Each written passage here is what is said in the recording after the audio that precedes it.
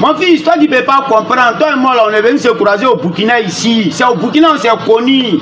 Est-ce que tu comprends? Donc, si tu apprends, il faut prendre. Si tu ne veux pas prendre, il faut laisser. C'est chronique d'un temps, c'est parole illettrée. Parole de quelqu'un qui n'est pas intelligent, qui n'est pas parti à l'école. Par exemple, tu n'es pas parti à l'école, tu ne peux rien dire, tu n'es pas intelligent, tu n'as rien dit, tu n'as rien à prouver. Tu dois t'asseoir, ouvrir la bouche pour écouter les gens. C'est ce que les Blancs ont mis dans nos têtes. C'est ce que les Blancs ont dit. C'est ce que il y a les Africains robotiques qui croient à ça. Voilà. Sinon, Chaka Zulu n'est pas parti à l'école. Hein? Pourquoi les Blancs sont venus s'intéresser à lui? Samori Touré n'est pas parti à l'école, mais pourquoi les Blancs sont venus s'intéresser à lui? Tu sais ce qui me fait mal, même quand ils regardent le faux Boigny, les Senghor, etc., les vieux présidents de l'Afrique, ni sans prêtre, les Blancs sont venus nous prendre pour nous esclavagiser, ça c'est un. Pour nous commercer triangulaire, ça c'est deux. Ils ont fini de faire ça, ils nous ont démocratisé, nous indépendantisé pour vous positionner devant vos peuples. Qu'est-ce que vous devrez faire? Parce que vous savez très bien que les Blancs ont interrompu nos civilisations, nos cultures. Rassembler la culture africaine, rassembler nos peuples, rassembler les ethnies, vous allez leur donner les moyens un peu. Ils vont essayer de ramener la civilisation africaine, la culture africaine, un peu.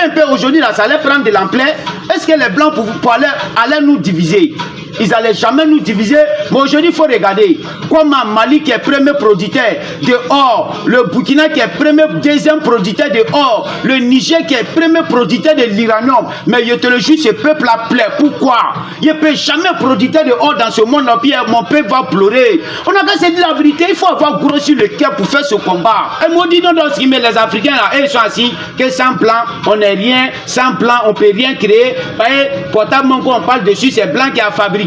Avion qu'on monte dedans, c'est blanc qui a fabriqué. Courant là même là, on prend pour chercher nos potables, c'est blanc qui a fabriqué. Si les blancs n'avaient pas interrompu la civilisation africaine, ça là on avait déjà fini avec ça. Quelqu'un ne peut pas dire qu'Africain n'a pas avion. Quelqu'un ne peut pas me dire qu'Africain n'a pas avion. Frère, avion africain, hein? Ni sans prêtre, ni tout, ni depuis c'est la bengue. Bengue direct. Ils vont dire que c'est sorcellerie. Les blancs même exploitaient la sorcellerie chez eux. Ils exploitaient la sorcellerie à l'époque.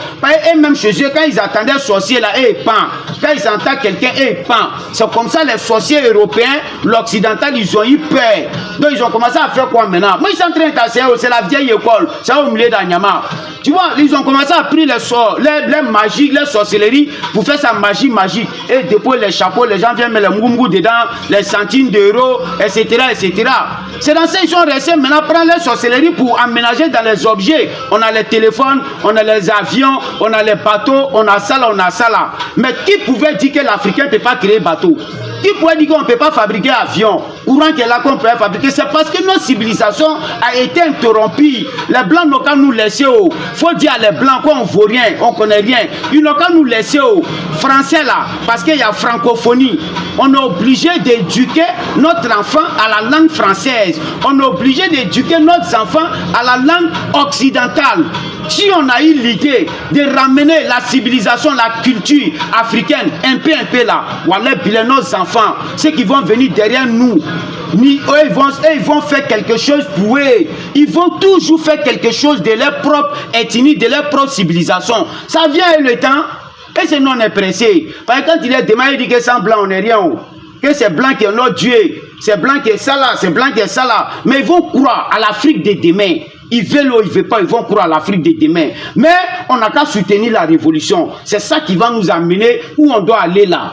La révolution africaine, là, on n'a qu'à soutenir, hein? On n'a qu'à soutenir l'AIS. Non, on ne veut pas l'Occident, on ne va jamais aimer l'Occident. Parce que l'Occident n'est jamais là pour un peuple africain. L'Occident n'a jamais aimé Africain. Même les chefs d'État qui sont en train de traiter l'Occident, ils vont les trahir. Mais l'AIS ne trahit jamais votre peuple. Ne trahissez pas votre peuple. Hein. Si vous avez trahi votre peuple, la malédiction va vous suivre. Hein. Ça seulement, il faut qu'on a qu'à se dire. Hein. Parce qu'on a les parents qui ont la haine dans leur cœur. Nombre de personnes qui sont mortes dans l'esclavage, traite négrière. Voilà, ils sont morts à une larme dans les yeux. Ils ont la haine. Donc quand tu vas trahir ce peuple-là, malédiction là va te suivre. Donc on dit à nos chefs d'État, courage à vous. Courage, on vous soutient aujourd'hui, on vous soutient demain. Vive la révolution africaine.